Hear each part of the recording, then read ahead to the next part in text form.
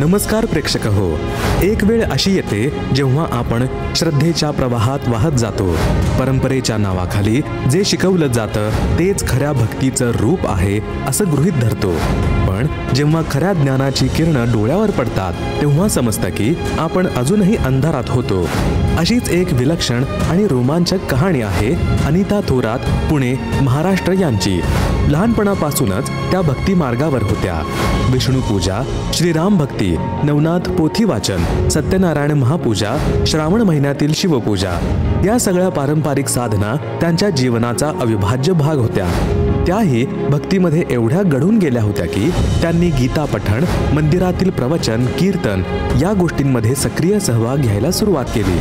परंतु सत्य शोधण्याची ओढ त्यांना स्वस्थ बसू देत नव्हती आणि मग एका सत्संगाने त्यांचं आयुष्य बदलून टाकलं. संत रामपालजी महाराजांच्या ज्ञानाच्या प्रकाशात त्यांना हे समजलं की आजवर ज्या पूजा अर्चा केल्या त्या शास्त्रानुसार योग्यच नव्हत्या. गीतेतील गुप्त ज्ञान काय आहे? ब्रह्मा, विष्णू, महेश यांना जन्म आणि मरण आहे का? खरा परमात्मा कोण आहे? या सगळ्या प्रश्नांची उत्तरं त्यांनी पुराव्यांसहित ऐकली आणि त्यांचं मन स्थिर झालं. ज्या क्षणाला त्यांनी निर्णय घेतला आता खरी भक्तीच करायची, ही गुरुदीक्षा घेण्याचा निर्णय घेतल्यानंतर त्यांचं आयुष्य पूर्णपणे बदललं. त्यांना जुना हाताचा त्रास विना औषध दूर झाला.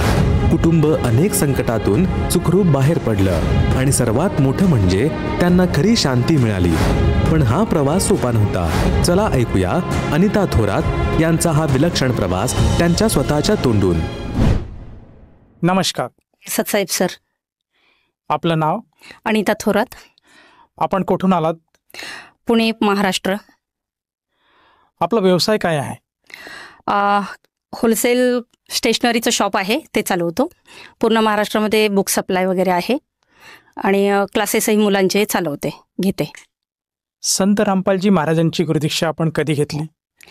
मी गुरुजींची नामदीक्षा डिसेंबर 2004 मध्ये घेतली आहे.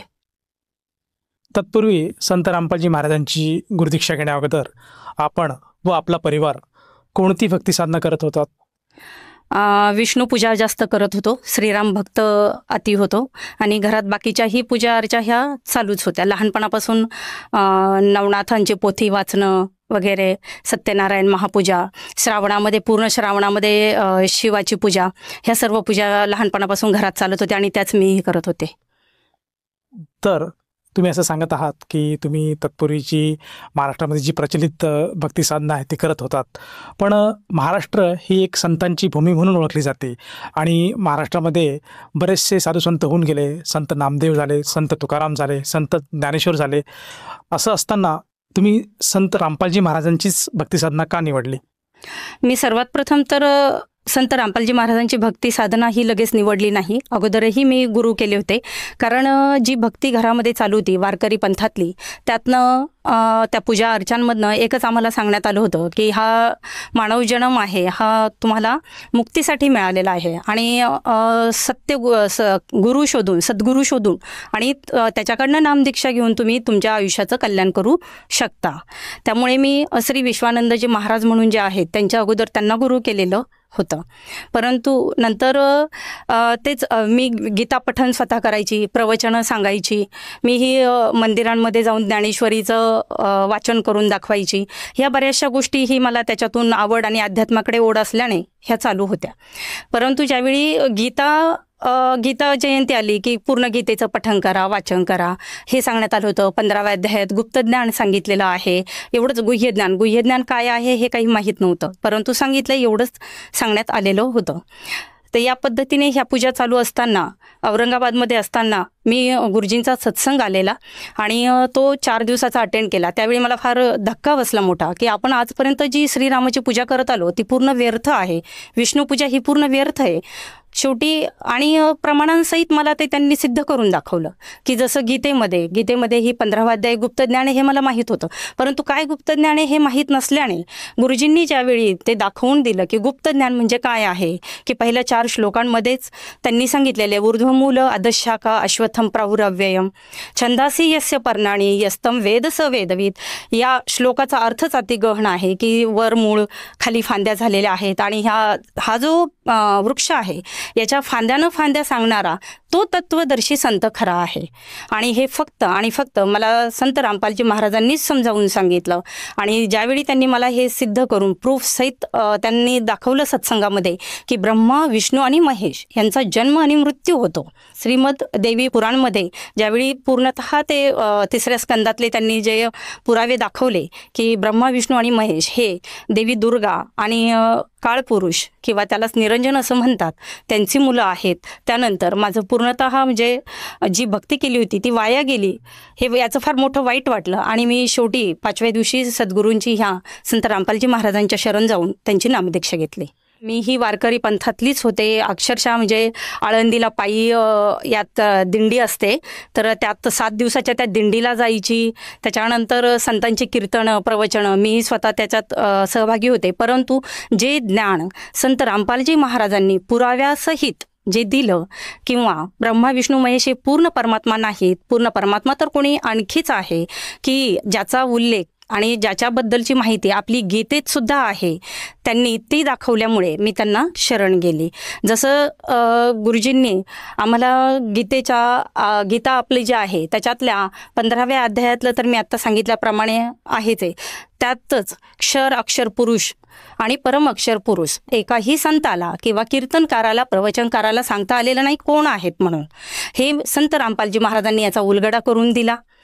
त्याचप्रमाणे सगळ्यात महत्त्वाचं 11वा अध्याय जो आहे गीतेचा विश्वरूप दर्शन त्यातला 32व्या श्लोकामध्ये हा जो गीतादाता आहे तो स्वतः सांगतोय की मी काळ आहे आणि हा वाढलेला काळ मी वाढलेला आहे आणि तो मी आता इथे खाण्यासाठी प्रवर्ते मी उपस्थित झालोय.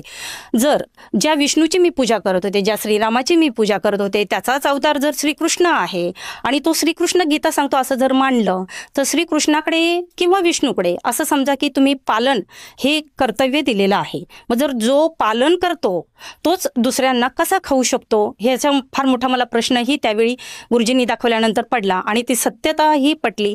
त्याचप्रमाणे वेदांमधले अनेक दाखले दाखवले गेले, देवी पुराणाचे दाखले दाखवले गेले, शिवपुराणाचे दाखले दाखविले गेले.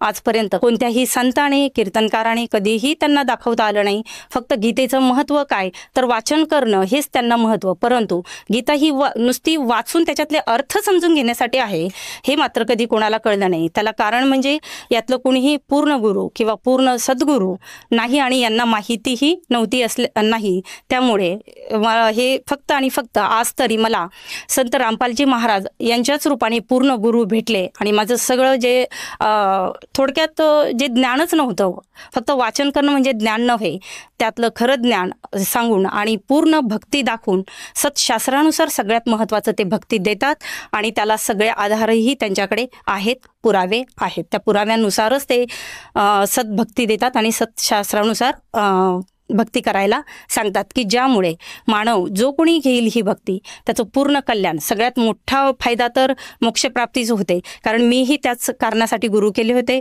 आणि त्याच कारणासाठी गुरुजींकडे आले. कारण ज्यावेळी वारकरी पंथात होते त्यावेळी काकड आरती वगैरे म्हणताना फक्त आम्हाला असं सांगितलं जायचं गेला गेला हा नरदेह मग कैसा भगवंत. परंतु भगवंत कोण आणि पूर्ण पूजा कोण देता येते ही फक्त आणि फक्त संत रामपालजी महाराज यांनीच इथे सांगितली होती मला. जसं की तुम्ही सांगत आहात की संत रामपालजी महाराज हे सद्भक्ती देतात आणि पूर्णपणे शास्त्रांच्या आधारावर भक्ती सांगतात, तर या भक्ती साधनेतनं आपल्याला व आपल्या परिवाराला काही लाभ प्राप्त झालेत का? सर्व लाभ तर म्हणजे ज्या दिवसापासून मी गुरुजींच्या शरणमध्ये जाऊन आणि ही नामदीक्षा घेतली, हा मंत्रजाप चालू केला, मला सगळ्यात महत्त्वाचं म्हणजे माझं सगळ्यांच्या आपल्या मानेमध्ये ज्या 12 रिब्ज असतात, माझ्या 13 रिब्ज आहेत. तर त्या 13 रिब्ज असल्या कारणाने मला उजव्या हाताने जास्त काम करता येत नव्हतं आणि येतही म्हणजे लहानपणापासूनच येत नव्हतं. मी जास्त हेवी वजनं जे असतात ते उचलू शकत नव्हती किंवा मग आणखी जास्त वेळचं कोणतंही त्या हाताने मी काम करू शकत नव्हती. नाहीतर माझा हात सुजायचा आणि लगेचच प्रॉब्लेम व्हायचा. नंतर तर मला अक्षरशः हातसुद्धा वर नेता येत नव्हता कधी कधी, इतका मोठा प्रॉब्लेम माझ्या ह्या हाताला झालेला होता. सगळ्यात महत्त्वाचं तर माझं ते जे आहे हाताचं दुखणं मी डॉक्टर कोठारींची ट्रीटमेंट घेतली होती त्यासाठी. नंतर हे दुखणं जे आहे माझं विना मेडिसिन आणि हे पूर्णतः बरं झालं. आजपर्यंत मी आमचं पुस्तकांचाच व्यवसाय असल्याने पुस्तकांचे वह्यांचे गठ्ठेही जरी उचलले किंवा काहीही हेवी काम केलं तरीही त्या हाताला आत्तापर्यंत तर काही प्रॉब्लेम मला झालेला नाही. तसंच दुसरा लाभ सगळ्यात मोठा म्हणजे ज्यावेळी महाराष्ट्रामध्ये स्वाईन फ्लूची साथ ही खूप मोठी आली होती, त्यावेळी माझं मिस्टर त्यांना हा स्वाईन फ्लू झाला होता आणि त्या एवढ्या मोठ्या आजारातून शिवाय विदाऊट एनी मेडिसिन ते 8 दिवस अगोदर घरात होते आणि त्यावेळी 3 फीटवर लगेच माणसाला त्याची लागण व्हायची. आम्ही सगळा परिवार एकत्र होता. माझा छोटा मुलगा फक्त 3 वर्षाचा होता आणि तो बाबाशिवाय झोपत नसायचा. त्यांच्याजवळ झोपून किंवा आम्हीही सगळे एकत्र असून सुद्धा आम्हाला कोणालाही कोणताही प्रॉब्लेम न दाखवता आणि त्यांचा स्वाईन फ्लूसुद्धा हा नंतर लक्षात आणून देऊन आणि तोही इतर लोकांपेक्षा हार्डली 3 दिवसात तो बरा झाला होता, की ज्यावेळी डॉक्टरांना सुद्धा ते बिलीव्ह होत नव्हतं. विशेष म्हणजे हा आजार होण्याच्या अगोदर मला 3 वेळा परमात्म्यांनी म्हणजे की हे संकटाची जाणीव करून दिली होती. 3 वेळा मला यमाचे दूत स्वप्नात दाखवून आम्हा दोघांनाही घेरलेलं दाखवलं होतं आणि मालिकचे म्हणजे जे काही पांढऱ्या वेशातले जे होते लोक त्यांनी आमच्याभोवती सुरक्षाकडे केलं होतं आणि त्यांच्या सगळ्यांच्या ह्याच्यावर सतसाहेब असं नाव लिहिलेलं होतं त्या ड्रेसवर. या पद्धतीने म्हणजे तो एक फायदा झाला. त्याच्यानंतर छोटे मोठे फायदे तर खूप होतात. संकट येताना दिसतात परंतु त्यांचं असं कधी झळ पोचली नाही आणि ते प्रॉब्लेमही सॉल्व्ह होतात म्हणजे होतातच. जसं की तुम्ही सांगत आहात की संत रामपालजी महाराजांकडनं जी गुरुदीक्षा घेतली किंवा नामदीक्षा घेतली त्यापासून आपल्याला व आपल्या परिवाराला बरेचसे लाभ झालेत. तर या अनुषंगातून आपण सर्वसामान्य जनतेला काही संदेश देऊ इच्छिता? संदेश तर फक्त सद्गुरू देतात आणि तेच देतील. मी फक्त एवढंच सांगू शकते या सगळ्या संतांना, सगळ्यात प्रथम तर जे कीर्तनकार आता आहेत, प्रवचनकार आहेत, त्या सगळ्यांना माझी विनम्र अशी विनंती आहे की कृपया आपली शास्त्र, आपली गीता, कारण वारकरी पंथ हा गीता आणि ज्ञानेश्वरी यांना अतिशय आणि तुकाराम गाथा यांना बेस मानतो, यांच्यावरच तो भरपूर कीर्तनं किंवा प्रवचनं करत असतो. तर त्या सर्व संतांना माझी विनम्र अशी प्रार्थना आहे की कृपया हे आपले सगळे सद्ग्रंथ प्रथम समजून घ्या.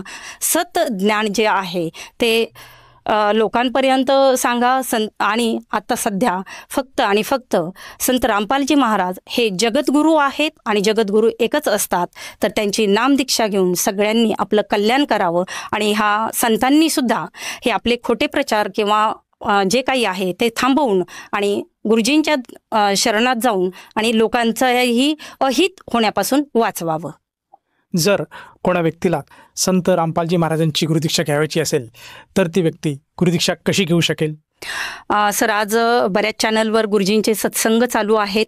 त्या सत्संगांच्या खाली एक पट्टी मोबाईल नंबर्सची वगैरे चालू असते. तो स्क्रोल जो आहे त्याच्यावरून तुम्ही कोणत्याही नंबरला जर फोन केला तर तुम्हाला तुमच्या जवळ असलेल्या कोणत्याही नामदान केंद्रातून नामदीक्षा घेता येऊ शकते. आणि आज महाराष्ट्रामध्ये अनेक जिल्ह्यांमध्ये काय परंतु काही तालुक्यांमध्ये सुद्धा ही नामदीक्षा सेवा उपलब्ध आहे. ही आणि या सेवेसाठी 1 रुपयासुद्धा तुम्हाला खर्च येत नाही, कारण हे सतज्ञान आणि सतभक्ती देणं हेच फक्त संत रामपालजी महाराजांचं मिशन आहे. आणि सगळ्यात मोठं आज त्यांचं मिशन म्हणजे हुंडा विरोधी आणि भ्रष्टाचार विरोधी हे खूप मोठं मिशन आज सगळीकडे चालू आहे.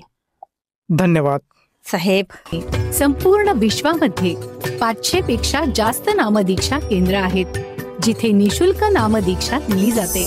निशुल्क नामदीक्षा प्राप्त करण्यासाठी आणि अधिक माहितीसाठी संपर्क करा 7030303951 7030303952. अद्वितीय आध्यात्मिक ज्ञान वाचण्यासाठी, पाहण्यासाठी आणि ऐकण्यासाठी संत रामपालजी महाराज ॲप अवश्य डाउनलोड करा किंवा आमची वेबसाईट www.jagadgururampalji.org वर व्हिजिट करा.